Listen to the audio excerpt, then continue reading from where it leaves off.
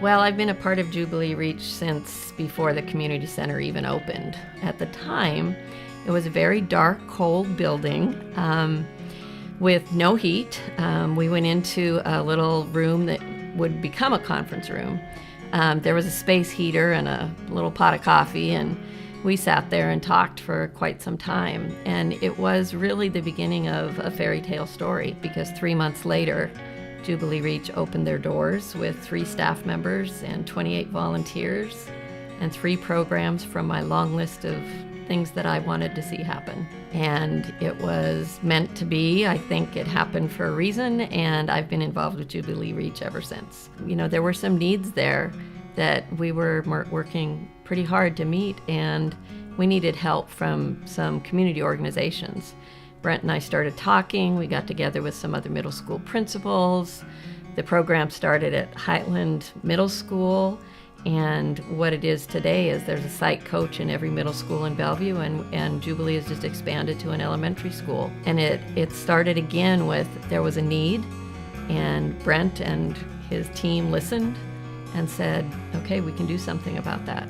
And that's been my experience with Jubilee, and that's why I continue to be involved with Jubilee, is whenever I've said there's a need, somehow that need has been met.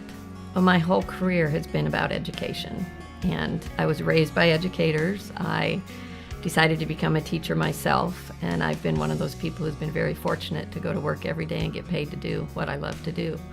So the E for education is very fitting for me. It's been my whole life, and it will continue to be. There's more that goes on here than I know about, but I see the work that's being done in the schools, and it's what everyone would want for their child. Everyone has a story, and everybody wants to be loved and listened to and affirmed, and Jubilee Reach has been that place of caring for others, of reaching out to others, and that love, listen, and learn motto is just, it's at the heart of everything they do.